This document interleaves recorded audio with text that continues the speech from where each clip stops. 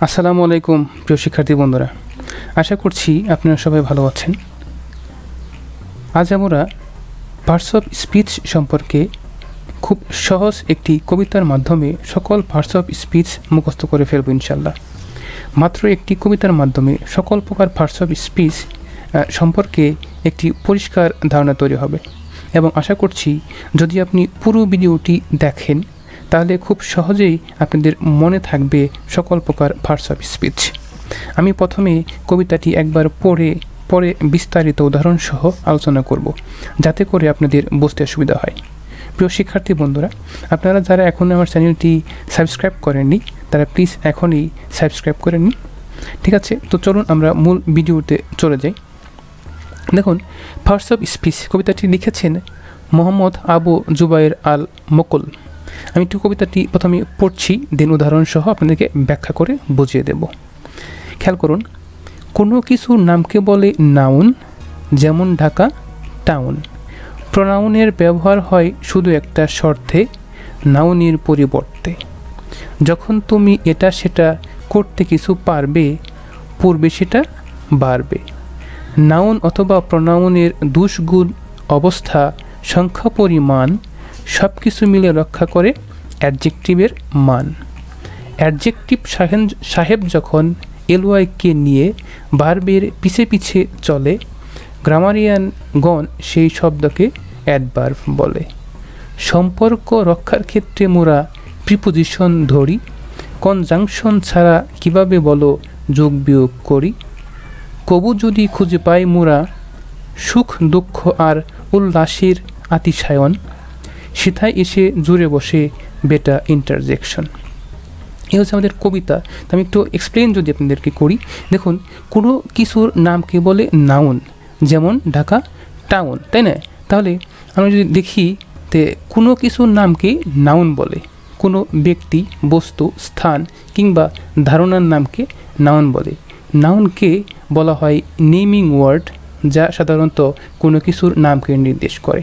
যেমন বুক, Dhaka, democracy, honesty, Robin, তাই না? এই প্রত্যেকটি কিন্তু নাউন। একটা উদাহরণ যদি আমরা দিই, দেখো, Dhaka is the capital of Bangladesh. তাহলে এই যে ঢাকা, ক্যাপিটাল, বাংলাদেশ প্রত্যেকটা কিন্তু এক একটা নাউন, কারণ এই প্রত্যেকটা কিন্তু কোনো কিছুর নাম। ঠিক আছে, আমরা যদি পড়ে যাই যে প্রোনাউন এর ব্যবহার হয় শুধু একটা শর্তে, নাউনের পরিবর্তে। অর্থাৎ কি হয়, নাউনের পরিবর্তে। এখানে দেখুন, এখানে বলা আছে যে যে ওয়ার্ড কোনো নাউনের পরিবর্তে ব্যবহৃত হয় এবং নাউনকে নির্দেশ করে তাকে প্রোনাউন বলে। Pronoun is a word which is used in place of a noun. অর্থাৎ নাউন এর পরিবর্তে, নাউন যে জায়গায় ছিল ওই পরিবর্তে কিন্তু প্রোনাউন ব্যবহার করা হয়। যেমন he, she, it, they, we, I, this, that, any, each, এই প্রত্যেকটাই কিন্তু প্রোনাউন। আমরা একটা উদাহরণ দিলে একটু ক্লিয়ার হবে যে Nazrul Islam is a great writer. তাহলে Nazrul Islam is a great writer, then he is a Bengali writer. তাহলে এই যে নজরুল ইসলাম আর হিটা আসলে কে? হিটা কিন্তু এই নজরুল ইসলাম, তাই না? তোমরা এই নজরুল ইসলামের পরিবর্তে কিন্তু হি ব্যবহার করছি, বিদায় হিটা কিন্তু একটি প্রোনাউন। বলা আছে যে নাউন এর পরিবর্তে যে ওয়ার্ড ব্যবহার, অর্থাৎ এই নজরুল ইসলাম এর পরিবর্তে আমরা কিন্তু হি ব্যবহার করছি, বিদায় হিটা কিন্তু একটি প্রোনাউন। ঠিক আছে, দেন আমরা দেখতে পাচ্ছি যখন তুমি এটা সেটা করতে কিছু পারবে, পূর্বে সেটা ভার্ব। অর্থাৎ আমি যদি কোনো কাজ করতে যাই, যে ভার্বকে বলা হয় আসলে ডুইং ওয়ার্ড বা লিভিং ওয়ার্ড। অর্থাৎ ভার্ব হচ্ছে একটি বাক্যের প্রাণ বা আত্মা। এক কথায় বলা যায় যে ওয়ার্ড, যে ওয়ার্ড কোনো ব্যক্তি বা বস্তুর কোনো কিছু করা, যাওয়া, খাওয়া, হওয়া, থাকা, অবস্থান করা ইত্যাদি বোঝায়, তাকে ভার্ব বলে। অর্থাৎ যে ওয়ার্ড দ্বারা কোনো কিছু হওয়া, যাওয়া, খাওয়া, করা, অবস্থান এইসব বোঝায়, সেটাই কিন্তু ভার্ব। অর্থাৎ ভার্ব মানে হচ্ছে ক্রিয়া, তাই না? যেমন উদাহরণ যদি দেই, রিড, ইট, লাইক, স্লিপ, রান, এই প্রত্যেকটা কিন্তু কাজ। যেমন রিড অর্থ পড়া, ইট অর্থ হচ্ছে খাওয়া, লাইক পছন্দ করা, স্লিপ ঘুমানো, তাই না? তাহলে এই যে কাজ, প্রত্যেকটা কাজকে কিন্তু ভার্ব বলা হয়, ক্রিয়া বলা হয়। যেমন উদাহরণ দিই, ইরিন রিডস আ বুক, ইরিন একটি বই পড়ে, যে পড়া রিডস এটা কিন্তু একটি ক্রিয়া, এটা একটি ভার্ব। তেমনি she likes to play guitar, say guitar বাজাতে পছন্দ করে, এই যে করে পছন্দ করে, এই পছন্দ করা কিন্তু একটি ভার্ব, ঠিক আছে। তো তারপর হচ্ছে নাউন অথবা প্রনাউনের দোষ, গুণ, অবস্থা, সংখ্যা, পরিমাণ সব কিছু মিলে রক্ষা করে অ্যাডজেক্টিভের মান। অর্থাৎ এই যে নাউন বা প্রনাউন কিছু যে সমস্ত ওয়ার্ড বা শব্দ দ্বারা নাউন বা প্রনাউনের দোষ, গুণ, অবস্থা, সংখ্যা, পরিমাণ ইত্যাদি নির্দেশ করে তাকে কিন্তু অ্যাডজেক্টিভ। নাউন বা প্রনাউনের কী করে দোষ, গুণ, অবস্থা, সংখ্যা, পরিমাণ নির্দেশ করে তাকে কিন্তু অ্যাডজেক্টিভ বলে, ঠিক আছে। অ্যাডজেক্টিভ মূলত কোনো নাউন বা প্রনাউনের আগে বা পরে বসে নাউন বা প্রনাউন সম্পর্কে অতিরিক্ত তথ্য প্রদান করে। যেমন rich, great, tall, weak, brilliant, honest, little, good, bad, fast এই প্রত্যেকটাই কিন্তু কি অ্যাডজেক্টিভ, অর্থাৎ এই ওয়ার্ড দ্বারা কিন্তু নাউন বা প্রনাউনের দোষ, গুণ, অবস্থার সংখ্যা নির্দেশ করে। তা আমরা একটু উদাহরণ দেখি যে রহিম ইজ আ অনেস্ট ম্যান। তাহলে এই যে অনেস্ট ম্যান দ্বারা কী বোঝাচ্ছে, রহিমের গুণ প্রকাশ করতেছে, তাই না। আমরা বুঝতে পারলাম যে ওয়ার্ড দ্বারা কোনো নাউন বা কোনো, তাহলে রহিম কিন্তু একটা নাউন, তো নাউনের যখন গুণ প্রকাশ করছে তখন এই গুণটা কিন্তু অ্যাডজেক্টিভ। তেমনি কানিজ রানস ফাস্ট, তাহলে কানিজ দ্রুত দৌড়ায়, এই যে দ্রুত দৌড়ায়, রান হচ্ছে এটা ভার্ব, তাই না। এই কাজটা কে করে, কানিজ করে, কিভাবে করে, দ্রুত করে। তাহলে কি বোঝাচ্ছে যে এই নাউন সম্পর্কে কিন্তু তথ্য দিচ্ছে, নাউনের দুষ্গুণ প্রকাশ করছে যে হ্যাঁ কানিজ কিন্তু দ্রুত দৌড়ায়। তাহলে যে ওয়ার্ড দ্বারা কোনো নাউন বা প্রনাউনের দোষ, গুণ, অবস্থার সংখ্যা, পরিমাণ বোঝায় তাদেরকে বলে অ্যাডজেক্টিভ, ঠিক আছে। দেন আছে যে অ্যাডজেক্টিভ সাহেব যখন এলওয়াইকে নিয়ে ভার্বের পিছে পিছে চলে, গ্রামারিয়ানগণ সেই শব্দকে অ্যাডভার্ব বলে, ঠিক আছে। তো অ্যাডভার্বকে বলা হয় আসলে মডিফাইং ওয়ার্ড, যা ভার্ব সম্পর্কে অতিরিক্ত তথ্য প্রদান করে। এভাবে বলা যায় যে অ্যাড অর্থ হচ্ছে যোগ করা, ঠিক আছে। অ্যাড অর্থ যোগ করা, অ্যান্ড ভার্ব অর্থ ক্রিয়া, অর্থাৎ ভার্ব সম্পর্কে নতুন অর্থ যোগ করাই অ্যাডভার্বের কাজ। সাধারণত অ্যাডজেক্টিভ এর সঙ্গে এলওয়াই যুক্ত হয়ে অ্যাডভার্ব গঠিত হয়। অ্যাডজেক্টিভের সাথে এলওয়াই যুক্ত হয়ে কিন্তু অ্যাডভার্ব হয়, যে সাধারণত বেশিরভাগ ক্ষেত্রে এটা হয়, অন্য ওয়েতেও কিন্তু অ্যাডভার্ব হয়। যেমন কুইকলি, ফোরলি, ইউজুয়ালি, রেগুলারলি, সার্টেনলি এই প্রত্যেকটাই কিন্তু দেখো, এই যে কুইক হচ্ছে অ্যাডজেক্টিভ, দেন এলওয়াই যুক্ত হয়েছে কুইকলি। পোর হচ্ছে অ্যাডজেক্টিভ, পোর মানে গরিব, একটা ব্যক্তিকে কিন্তু বোঝাচ্ছে, কোনো একটা নাউনকে কিন্তু বোঝাচ্ছে, যে নাউনের দোষ প্রকাশ করছে বা গুণ প্রকাশ করছে। তো এর সাথে এলওয়াই যুক্ত হয়ে সেটা হয়েছে অ্যাডভার্ব, তাই না। প্রত্যেকটা কিন্তু এলওয়াই যুক্ত হয়ে অ্যাডভার্ব হয়েছে। আমি একটু উদাহরণ যদি দেখি, কি বলা হচ্ছে, ইরিন রানস কুইকলি, তাহলে ইরিন খুব দ্রুততার সাথে দৌড়ায়, এই যে কুইক সাথে কুইকলি এলওয়াই যুক্ত হয়ে কুইকলি কিন্তু অ্যাডভার্ব। তো টর্টোরিস রানস স্লোলি, তাহলে টর্টোরিস কী করে, আস্তে আস্তে দৌড়ায়, তাই এটা কিন্তু টর্টোরিসের এই দোষ বা গুণ প্রকাশ করছে, তার অবস্থাকে, তার কিন্তু গুণটাকে নির্দেশ করছে। সো এটা কিন্তু একটা অ্যাডভার্ব, ঠিক আছে। দেন দেখা পাচ্ছি যে সম্পর্ক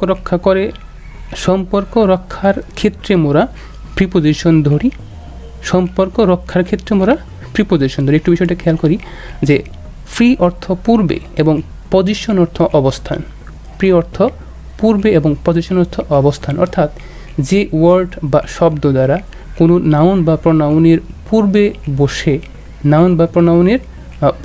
বসে সেন্টেন্স এর অন্তর্গত অন্য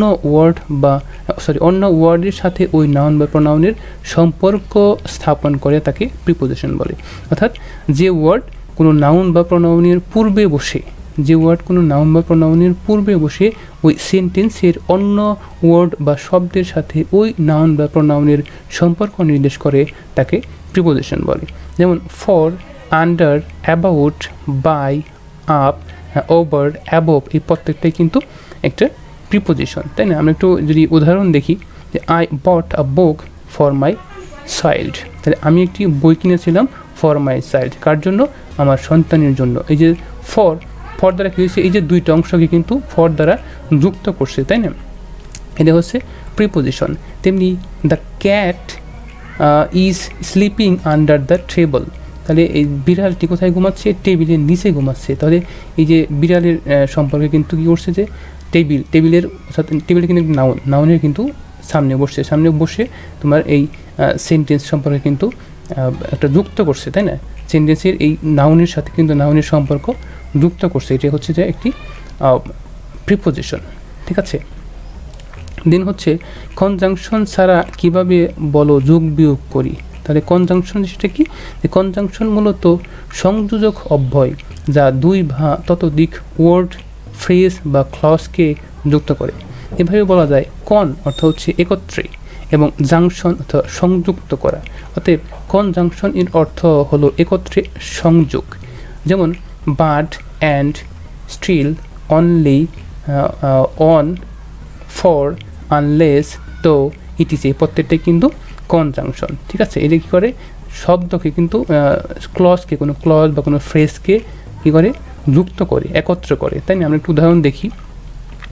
the man is poor but honest, তাহলে দ্য ম্যান ইজ পোর এই পর্যন্ত কিন্তু সেন্টেন্সটা শেষ কমপ্লিট করা যায়, বাট অনেস্ট কিন্তু সে সৎ, তাহলে এই বাট দ্বারা কী করছে? এই সৎ ব্যক্তিকে কিন্তু এই ব্যক্তির সাথে একত্র করছে, তাই না? তাহলে পুরের সাথে কিন্তু কী করছে? এই ব্যক্তির সাথে কিন্তু এই বাট দ্বারা এই অনেস্টটাকে যুক্ত করছে, এটা শব্দকে যুক্ত করছে। এখানে কিন্তু ফ্রেজ হইতে পারে। আমরা পরেরটা যদি দেখি যে আই ওয়েন্ট টু মার্কেট, আমি বাজারে গিয়েছিলাম, অ্যান্ড বট আ বুক, এবং একটি বই কিনেছিলাম। তাহলে কী হলো? এই যে একটি বই কিনেছিলাম এবং বাজারে গিয়েছিলাম, অ্যান্ড দ্বারা কিন্তু এই দুইটা ক্লজকে কিন্তু একত্রে যুক্ত করা হয়েছে, ঠিক আছে। তাহলে কনজাংশন কী করে? কনজাংশন মূলত দুই বা ততোধিক ওয়ার্ড, ফ্রেজ বা ক্লজকে যুক্ত করে, ঠিক আছে। দেন আছে কবু যদি খুঁজে পাই মোরা সুখ, দুঃখ আর উল্লাসের অতিশায়ন, সেথায় এসে জুড়ে বসে বেটা ইন্টারজেকশন। তাহলে কী বলে?